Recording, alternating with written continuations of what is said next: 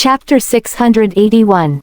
Amidst Benjamin's deep breathing in his sleep, sleepiness gradually descended upon Arissa. Before she knew it, she, too, was in dreamland. When she woke up the next day and didn't see Benjamin, she had a sudden realization. She grabbed the alarm clock beside her and saw that it was 9 o'clock. "Arg!" Arissa exclaimed as she jumped out of bed. She hurried into the bathroom before dashing out in the blink of an eye. She ran down the stairs, only to be greeted by silence. It was quiet, with nary a soul in sight. "Grandaunt, sweethearts, have they gone to the hospital?" Hearing the sound outside, Edwin rushed out of the kitchen. When he saw Arissa looking around, he informed her at once, "Miss York, Mr. Graham has brought everyone to the hospital." Arissa was annoyed. Why didn't they wake me up? Why did I oversleep? How could I have not heard anything in the morning? She had slept through the entire night uninterrupted. Edwin smiled. "Mr. Graham said that you were sleeping soundly and told us not to wake you up. Miss York, Madam Mary will be staying at the hospital for a while now. You should wash up while I reheat your breakfast." Arissa was embarrassed because of Edwin's nosy gaze. "What time did they leave?" "A little past 6. That's early." Arissa pursed her lips before heading back upstairs to brush her teeth. In 10 minutes, she got herself dressed and came back down with her handbag. "Mrs. Graham, come over and have your breakfast. I'll take you to the hospital after that." Edwin was waiting by the staircase with a smile. Arissa felt nonplussed. "Edwin, you're teasing me again by addressing me as Mrs. Graham."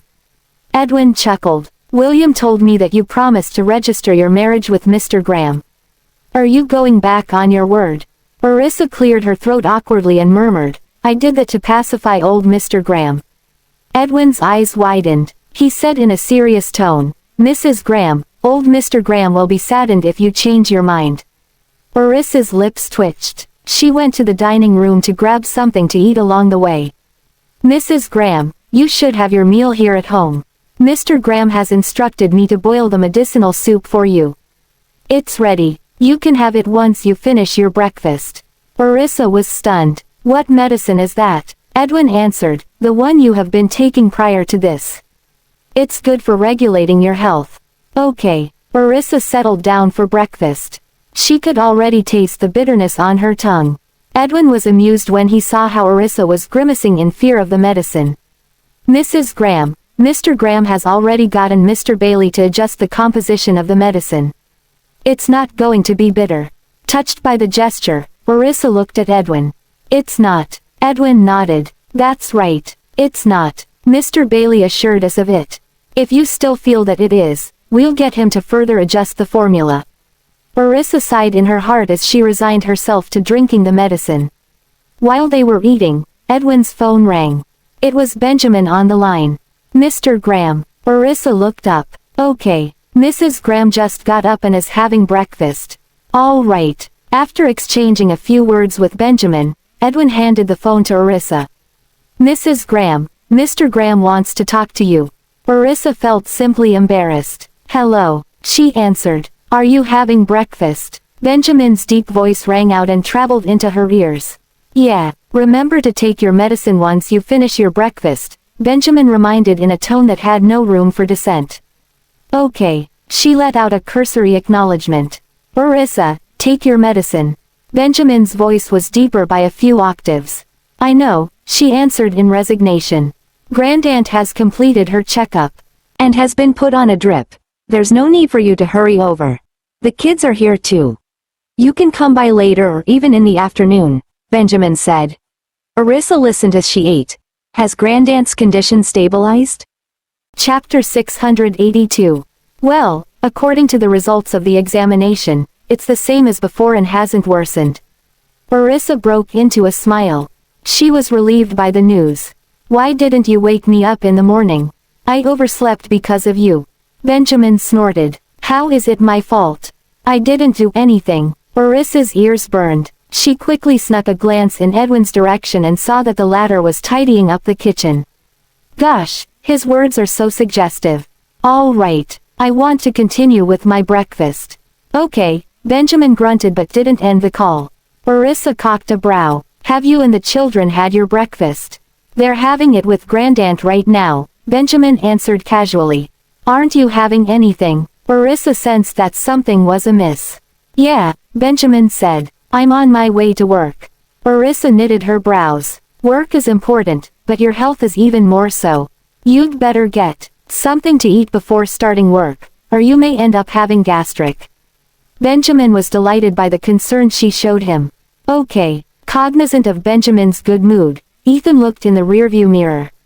I'll have breakfast if you bring it over, Benjamin requested in a gentle tone, causing Arissa's cheeks to burn. Oh my, I still need to go to the hospital. You can go there after bringing me breakfast, Benjamin asserted in a deep and domineering voice. Just as Arissa was pondering upon the route to take between the hospital and Benjamin's office, he ended the call before she could reply. Edwin, you can have your phone back. Edwin came over and took back his phone. Mrs. Graham, what did Mr. Graham tell you? Faced with Edwin's gleaming eyes, Arissa frowned. He told me to send him breakfast. Edwin chuckled under his breath and said gleefully, Mr. Graham must be missing you already. In that case, you should bring him breakfast to cheer him up. Arissa blushed. Edwin, why don't you send it to him? Edwin declined, I can't. If I do so, Mr. Graham will definitely dock my pay. Since he has specifically requested you to do it, you should just go since it's not going to take much time. You can head to the hospital to visit Madame Mary once you're done. Arissa felt embarrassed if her colleagues were to see her. After all, she had already missed work for a few days. How am I going to explain myself if I suddenly turn up with breakfast for Benjamin? No one knows about our relationship. Arissa was frustrated with the issue. Edwin, however, ignored her concerns, as he was confident about her. He went off to prepare and pack Benjamin's breakfast, which consisted of a bunch of pastries that were good for the stomach. After finishing her food, Arissa drank the medicinal soup under Edwin's watchful eye. Even though it wasn't as bitter as before, it was impossible for something that was boiled from a combination of tens of herbs to taste nice. Just the smell alone was enough to make her feel nauseous. Mrs. Graham, slow down. Edwin furrowed his brows, worried that she would puke. With a bitter expression on her face, Arissa pinched her nose and downed it in one gulp. Edwin handed her a cup of water and a sweet to cleanse her palate. Mrs. Graham, here's a sweet. Arissa threw it into her mouth without any hesitation. The next moment, a sweet sensation burst into her mouth and washed away the bitter aftertaste. Edwin, the medicine tastes horrible. It was no longer bitter, but it ended up tasting worse. Is it still bitter? Edwin glanced at her. Arissa shook her head. No, it's not, but it's more horrible than before. Huh, Edwin was shocked. Heaving a sigh, Arissa turned around and left the dining room. Edwin, we'll leave once I get myself changed. She then ran upstairs. Edwin stretched his head to take a look. Is she making an excuse to throw up the medicine? Feeling concerned, Edwin went after her. Nevertheless, he stopped outside the bedroom door and listened for any movements. Chapter 683. Seeing that Arissa seemed to have entered the bathroom, Edwin pressed his ear against the wall but could not hear anything. The only conclusion he got was that the house had outstanding soundproofing. Since he failed to hear anything, he went back downstairs. Arissa was unaware that Edwin secretly observed whether she threw up her medication as she was preoccupied with changing into a set of clothes that was different from her usual style. Then, she grabbed a straw hat and a pair of sunglasses before heading downstairs. Mrs. Graham, the car is ready. Edwin was all smiles as he waited for her to arrive downstairs. In his hand was the food container. Arissa glanced at him and felt he was much friendlier compared to before. Reciprocating the smile, she replied, Edwin, I'm ready too. Let's go. All right. Edwin followed her and closed the car door for her after she got into the car. He then sat in the front passenger seat and asked the driver to drop them off at the company. Gazing at Edwin, Arissa asked, Edwin, do you want to deliver the food container to Mr. Graham? He turned around and replied smilingly, Mrs. Graham, it's more sincere if you deliver the breakfast to him. If Mr. Graham is in a good mood, everything is negotiable. She raised her eyebrows and said, I have nothing to talk to him. With a broad smile on his face, he began analyzing the situation. Well, there must be a time when you wish to request something, right? For example, aren't you planning to take a leave to keep your grandaunt company? Your request will likely be granted if Mr. Graham is in a good mood. Besides, our company staff will be grateful to you. The corners of Arissa's lips twitched once she heard it. Am I that powerful? I mean, Benjamin still blows his top whenever he's angry. When the car pulled over at Graham Group's entrance, she stared at the door, feeling hesitant. Mrs. Graham, we've arrived, Edwin said.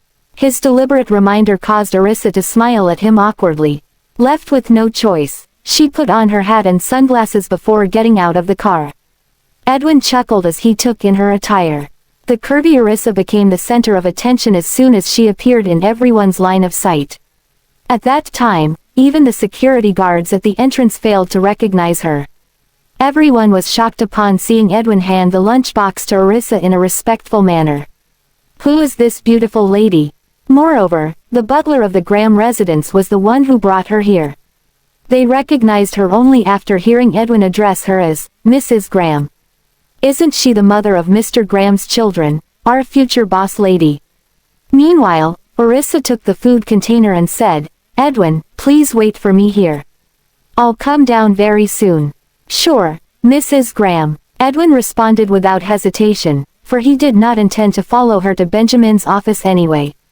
Arissa ignored the bright smile on his face and turned around to head toward the building. Good morning, Mrs. Graham. When the bodyguards at the entrance greeted her with a grin, the security guards followed suit respectfully. Arissa was a little taken aback upon hearing it. In an instant, she turned around and said, just call me Miss York. The bodyguards beamed at her. Thus, she ignored them and quickened her pace. At the sight of Arissa, the receptionist was startled and could not look away. Who is this beautiful lady?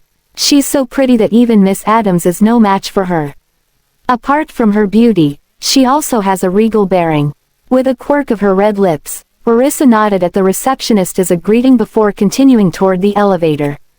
By the time the latter came to their senses and wanted to stop her, Arissa had entered the elevator. Hey, miss. Edwin came up to the receptionist and instructed sternly, don't try to stop her when you see her come here in the future. The receptionist recognized him as Benjamin's butler, so they asked, who is she?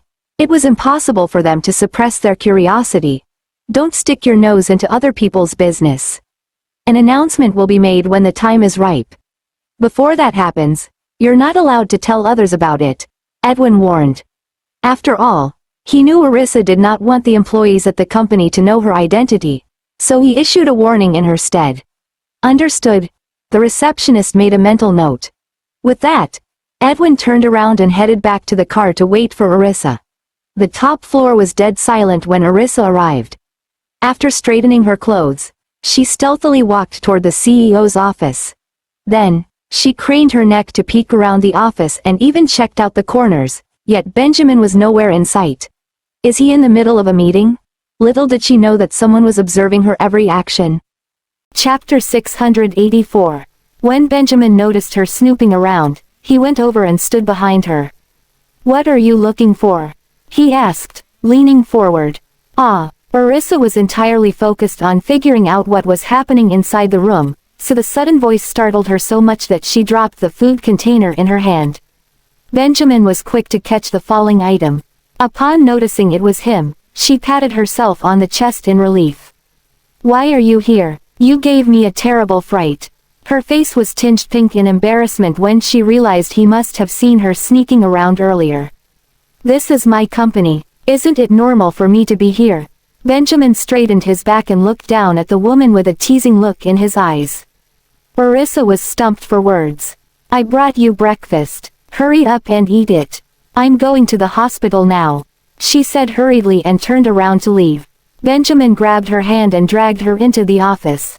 He even closed the door behind them. At that, Arissa widened her eyes. Why did you close the door? A mischievous look fleeted across his eyes. In a suggestive tone, he said, I can do whatever you wish to do.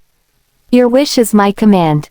Her face flushed in response, forming an enticing sight. Benjamin's eyes darkened as he transfixed his gaze on her. That was when he noticed that she was dressed differently that day. When she was not in her usual professional-looking office attire, she looked extra bubbly and sweet, as if she was about to go on a holiday. Her exquisite little face made it difficult for him to avert his gaze. "You look quite nice today." Benjamin was thrilled as he thought that she had dolled up to send him breakfast. The man was silently cheering the fact that she was making an effort to look pretty to him. Arissa's face blushed an even deeper hue of red when she noticed the smug smile on his face. Has he misunderstood my intention? I only wore clothes of a different style because I was worried people might recognize me. I just threw them on. She hurriedly explained. You may dress like this every day from now on.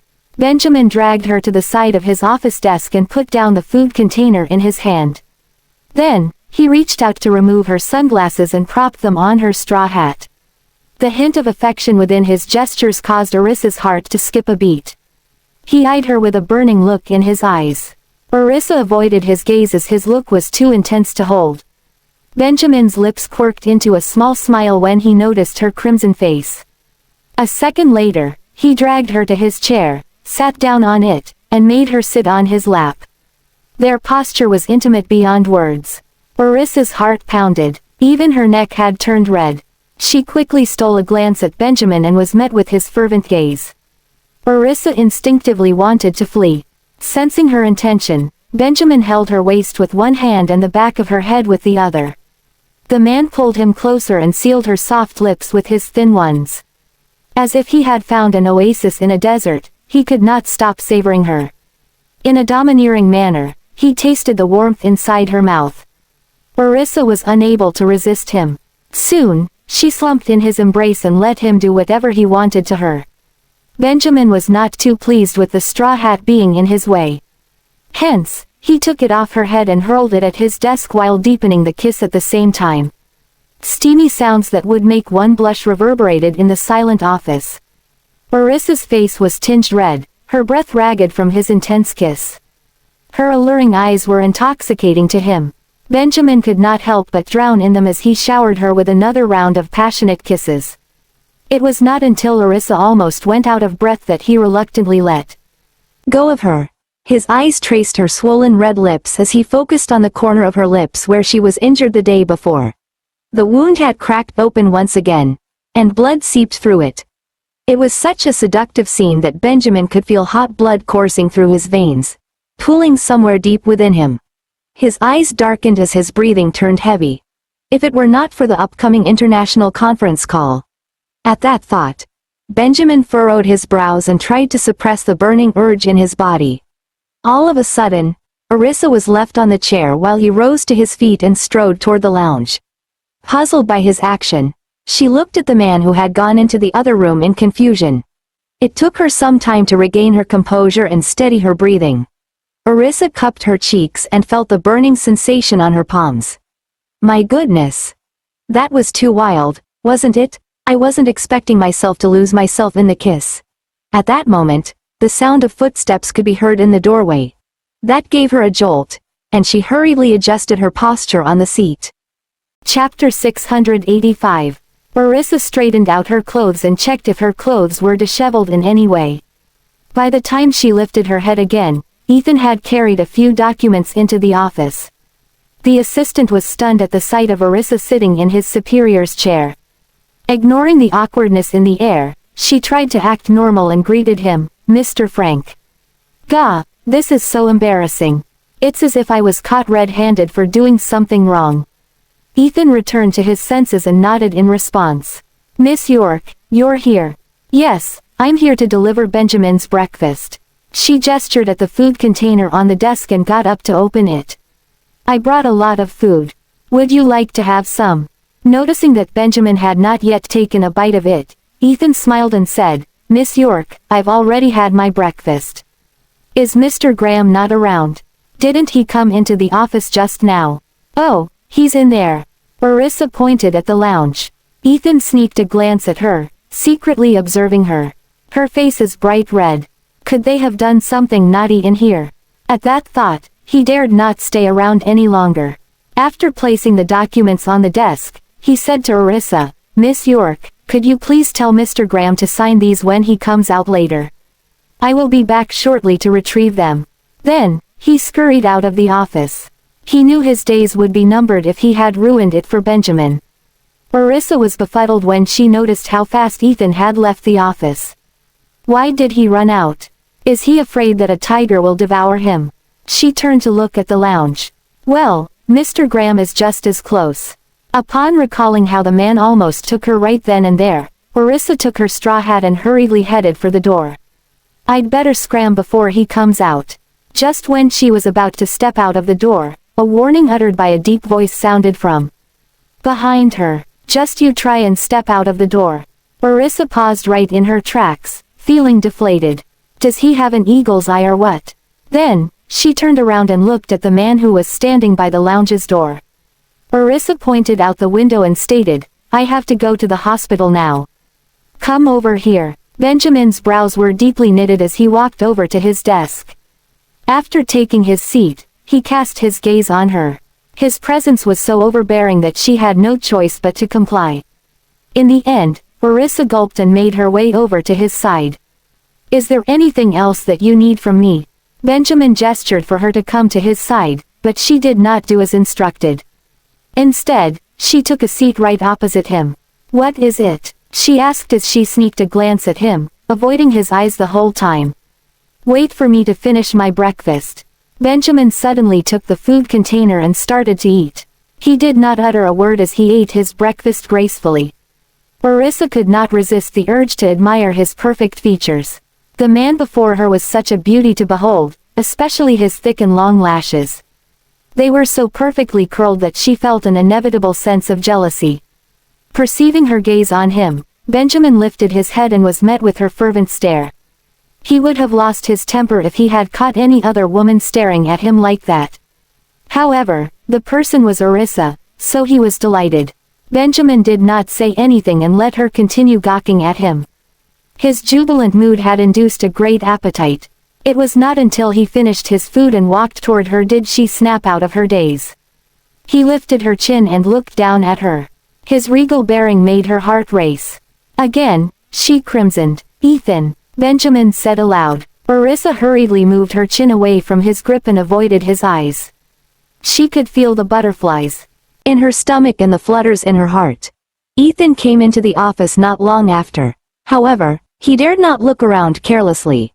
Mr. Graham, go and fetch some ointment. Sure, Ethan answered before running off once again. Arissa was shocked. Why did you ask for ointment? The only response she received was Benjamin's gaze on the corner of her lips. Arissa then realized that she was still in pain. It completely slipped her mind earlier. Instinctively, she lifted her hand to touch her wound, but Benjamin stopped her and scolded, Don't touch it. You have a lot of germs on your hand. Arissa shot him a sideways glare. Don't touch it if you want it to heal, he warned. The woman let out a chuckle from the overwhelming fury. I wouldn't have gotten hurt if you hadn't bitten me.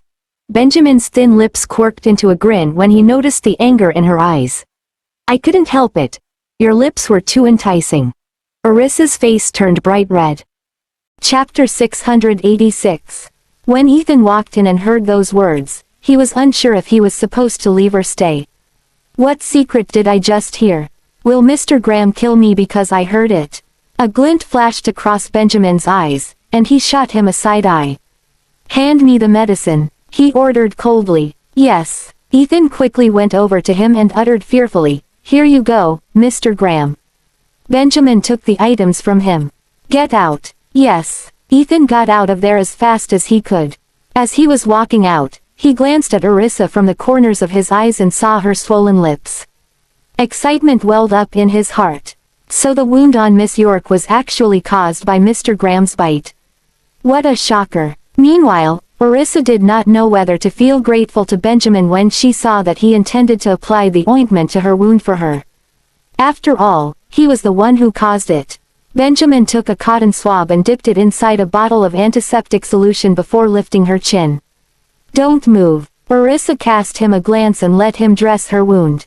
When the antiseptic came into contact with her wound, she could not help but inhale sharply because it was quite painful. Benjamin's eyes flickered in response. There with it. He tightened his grip on her chin so that she could not move. The pain lasted for quite a while, causing her face to scrunch up. When he saw her reaction, his eyes glinted with amusement. It'll be all right after this. His remark infuriated her. It was already getting better, but you just had to bite it again. Benjamin chuckled and appeased her in a gentle voice. I'll be more careful next time. Arissa felt embarrassed when she met his eyes, which crinkled with joy.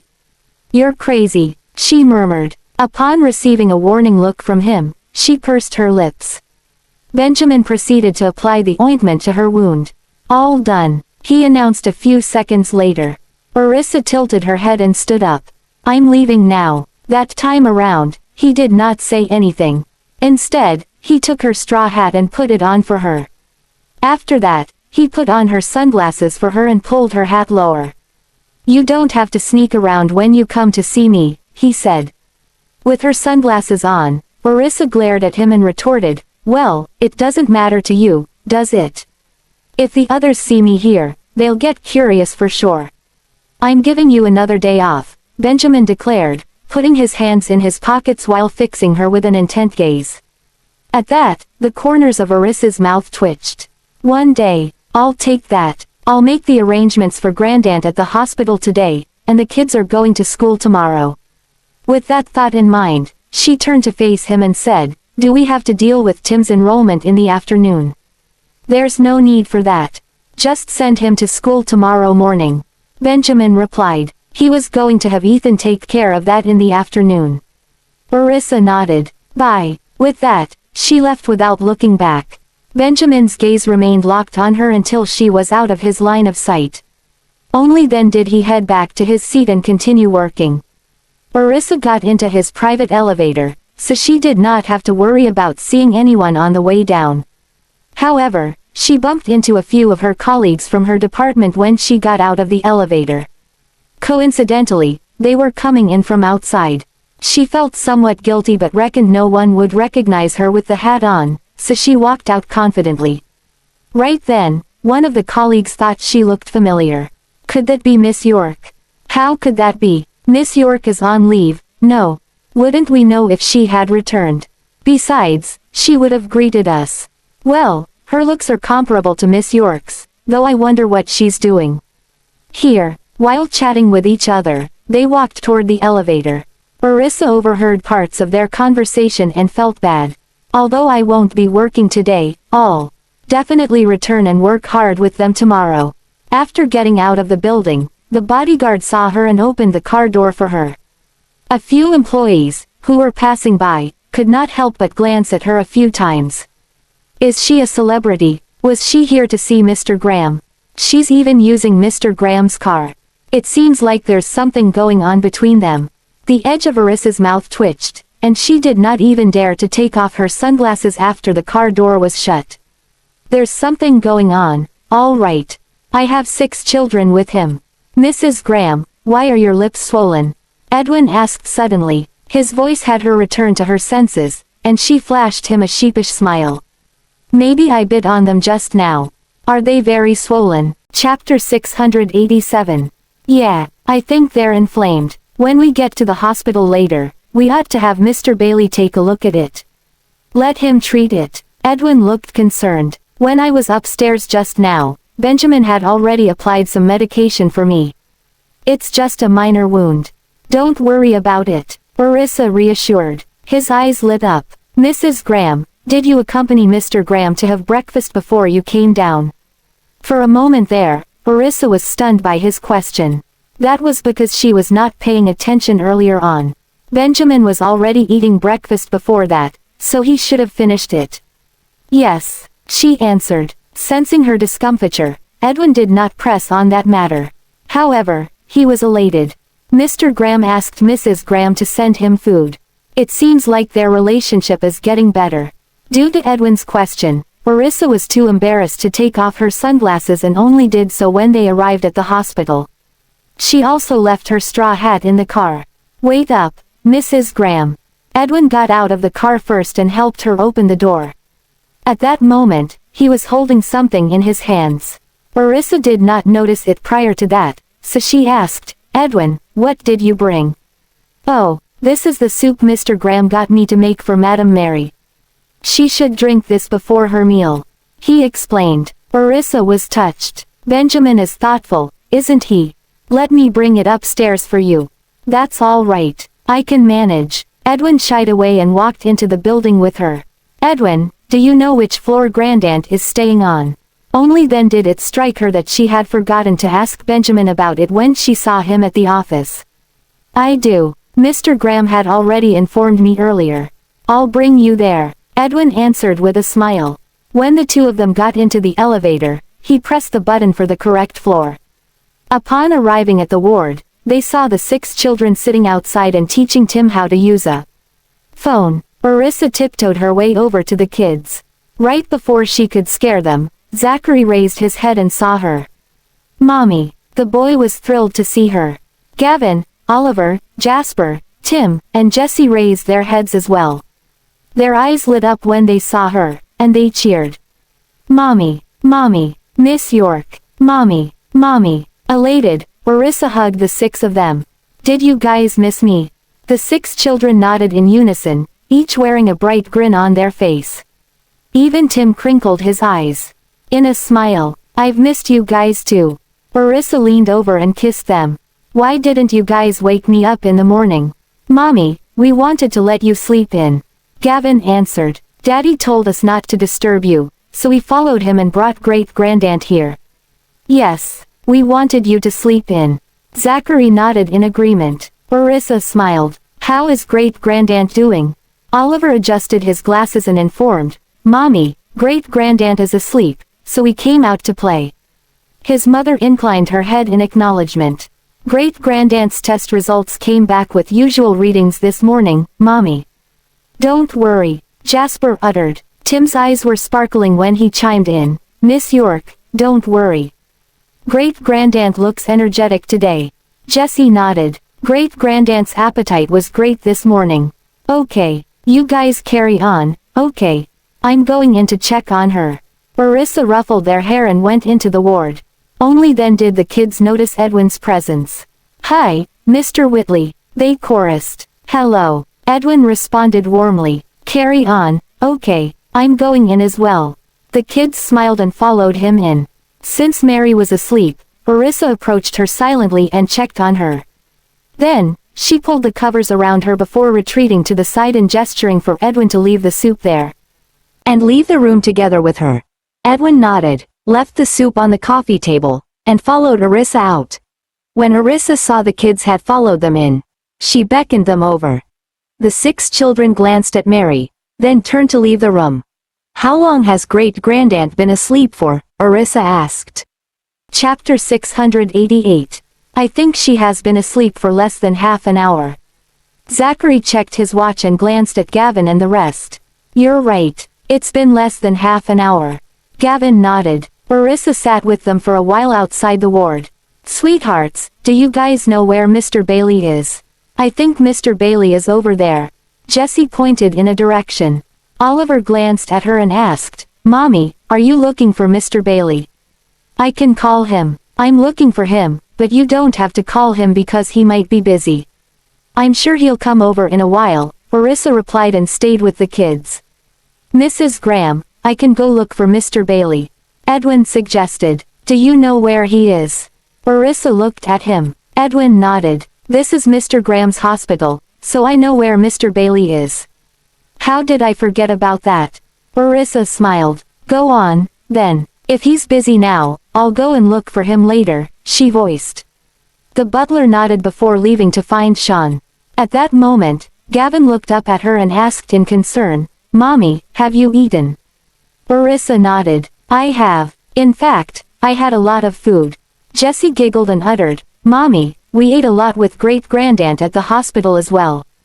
How about you guys? Have you guys eaten? Arissa glanced at the 5 older kids. Mommy, I've eaten. Gavin answered. Mommy, I've eaten as well. Zachary replied. Miss York, me too, Tim chimed in shyly. Oliver adjusted his glasses again and smiled. Mommy, we were still eating before you arrived. Mommy, Did you get scared when you woke up and couldn't find us this morning? Jasper asked. Arissa pinched his cheek. I did. I only realized I had overslept when I woke up. When I came out, you guys were all gone.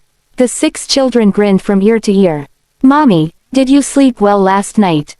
Gavin asked, staring at her with sparkly eyes. I did. Arissa stroked his hair and asked the kids, did you guys sleep well?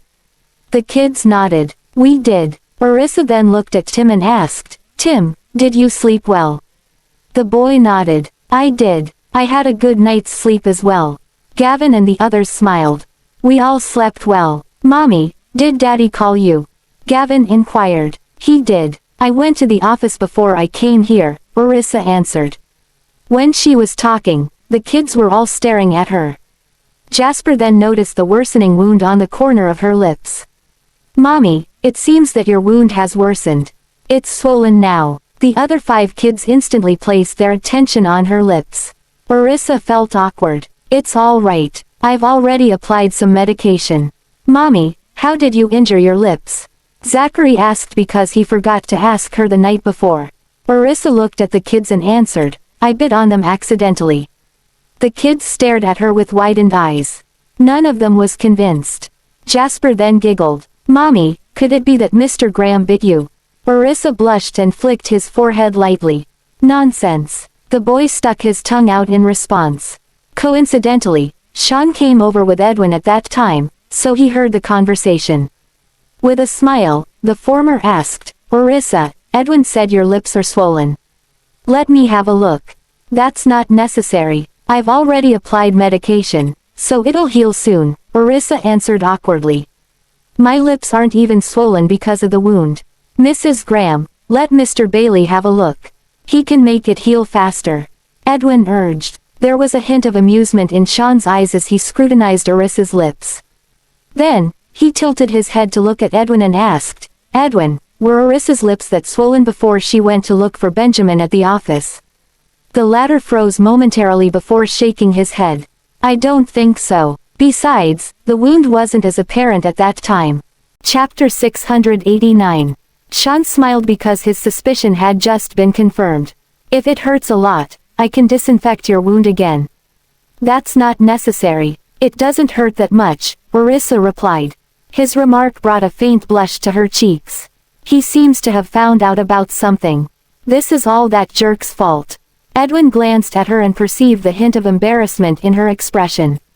Suddenly, the truth dawned upon him, and his eyes widened in surprise. Mrs. Graham, don't be shy. It's better to let Mr. Bailey have a look if it hurts, he advised. Then, he urged Sean, Mr. Bailey, please give Mrs. Graham a more effective ointment. The latter nodded. I'll go and get one. It'll fasten the healing process once she applies some to her wound from time to time. Thanks. Arissa was eager to end that topic. Right then, her phone rang. The caller was Benjamin. She picked up the phone and put it to her ear. Have you arrived at the hospital? The man's voice traveled from the speakers and into her ear. Yes, Arissa answered in a low voice. Why is it so quiet there? Benjamin sounded puzzled. Arissa looked over and saw that the kids and Edwin were trying to listen to her conversation with Benjamin. It amused her. It's quiet because the kids aren't talking, she replied. Are they with you? Yes. Does the wound on your lips still hurt? If it does, get Sean to prescribe you another ointment. Arissa was embarrassed when Benjamin mentioned her wound again. I got it. Get back to work. I'll hang up if there's nothing else. Edwin and the kids are all here. All right, Benjamin answered. He actually had nothing to talk to her about. All he wanted was to hear her voice. Sean then came back with the ointment and passed it to Arissa. Mommy, apply it to your wound. Let's see if it helps. Gavin urged. Let me help you. After saying that, he wanted to take the ointment from her. It's okay. I can do it myself. Arissa uncapped the tube of ointment and applied some to her wound by using her phone as a mirror. At that sight, Sean chuckled and went into the ward to fetch her a cotton bud. Arissa, use this. It works better. Okay. Arissa took it and spread the ointment over her wound with the cotton bud. She did it lighter than Benjamin, so she did not feel any pain. Instead, The only sensation she experienced was the coolness brought about by the ointment. "This is much better than the one Benjamin has," she commented. Sean chuckled. "The one he has was from me as well. Perhaps it has expired, I guess." Realizing that everyone was looking at her, Arissa endured the embarrassment, turned around, and threw the cotton bud away. "Get some rest, Miss York." Tim tugged at the hem of her shirt. Delighted, Arissa stroked his head and replied, "Sweetheart, I'm fine. The only difficulty I have is when I have to eat." The boy frowned and exhorted seriously, "You should eat slower, then, Miss York." His concern for her made her feel happy, and she nodded. "Okay, I will." She then hugged him dotingly before asking Sean about Mary's condition. "Arissa, Madam Mary's condition is under control. Since she has just arrived here, we'll let her get used to her surroundings before starting the treatment course for her." "Don't worry," Sean explained. He was worried that Mary had yet to adapt to the environment. Arissa nodded. "Thank you very much. It's my job. Benjamin will withdraw my research fund if I don't take care of Madam Mary well enough. Hence, don't worry. Madam Mary will receive the best treatment here. Also, you don't have to stay here and look after her all day long." "We can manage," he reassured. Arissa was well aware of the quality of service the hospital offered. Besides, Benjamin was the owner.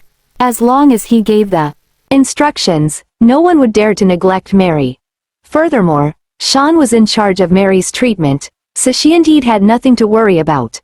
"I'm free now, so I'll keep Grandaunt company," Arissa said. Sean flashed her a smile. "I'll head inside to see if her IV drip has finished." Arissa, Edwin, and all the kids followed him in. Sean then waited for the IV drip to finish before replacing it with a new one. Chapter 690, Madam Mary's asleep. "Do you guys want to hang around at my office instead?" Sean asked them. Arissa wanted to remain in the ward, and she requested Edwin to take the kids to the office since they would not be able to play freely there. "Gavin, bring them to Mr. Bailey's office. They haven't been there before," she said to Gavin too. "Okay, Mommy, I'll be heading over with them now. If you get bored from staying here alone, you can come over too," he replied. The woman caressed her son's head in response. Then, Gavin beckoned Tim, Zachary, and the others to head over to Sean's office to play. The boy then began showing the kids around the hospital. Tim, Zachary, Oliver, Jasper, and Jesse looked around curiously. "Do you come here often, Gavin?" Zachary asked, puzzled. Gavin nodded. "I came here for doctor's appointments frequently when I was younger." In truth, the boy did not like hospitals. However, that time around, he kept his aversion toward the place hidden because of Mary's illness. Both Edwin and Sean knew that, and they were gratified to see how responsible Gavin was toward his younger siblings. "Gavin's all grown up. It'd be best if you kids don't come to the hospital often, but you're always welcome to play with me in my office," Sean offered. With a smile, he welcomed the 6 children into his personal space. Gavin led his siblings to the couch as though he knew the place like the back of his hand. There were also toys that he had forgotten to take home in the past. Hence, he took them out and let the other children play with them. Sean and Edwin kept them company. "If you have work to do, Mr. Bailey, please go ahead. We'll be fine playing on our own," said Gavin. Hearing that, Sean grew increasingly fond of the sensible boy. "He's a lot more talkative now.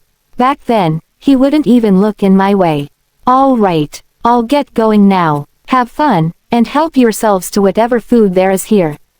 The man had Edwin wash the fruits on the coffee table, which also had some snacks.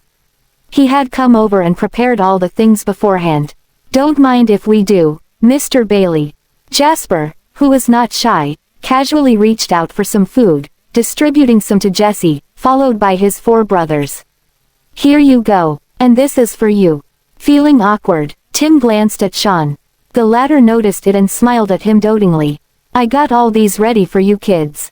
Help yourself with whatever you like. I'll be off now." "Thanks, Mr. Bailey," the boy remarked softly.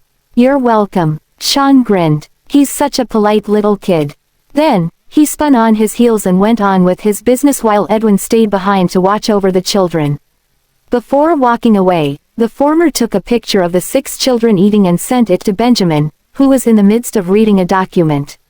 Initially, the man paid no heed to his message notification, but after remembering that Arissa liked sending him texts, he checked his phone, only to see that Sean had sent him an image. Nevertheless, he clicked into the photo, and his gaze softened at the sight of the 6 children. Then, he scrutinized the picture and even enlarged it. Still, Arissa was nowhere to be found. Benjamin replied to the text, "Arissa's not there." Sean was shocked to receive a reply from him. "Oh my," Benjamin actually replied to my text. Crinkling his eyes in a grin, he quickly responded to Benjamin. "Sean, Arissa's currently at Madame Mary's ward." Benjamin was not surprised to know that, and he glanced at the photo of his children again. Jonathan so happened to walk over at that moment and grew curious when he noticed that the man was on his phone instead of being caught up with work. "What are you looking at?" Benjamin shot him a glance. "My kids." Jonathan raised an eyebrow. "Mind if I have a look?" Truthfully, he wanted to interact with the children, but he was just too busy. Benjamin handed his phone over. Jonathan put down his briefcase and gazed at the picture. Not even the stern lawyer could resist the children's adorableness, and he smiled dotingly. "They're so adorable." Benjamin was pleased to hear that. "Yeah." Then, Jonathan directed his gaze to him. "Did you call me over to talk about Donna Adams' case?"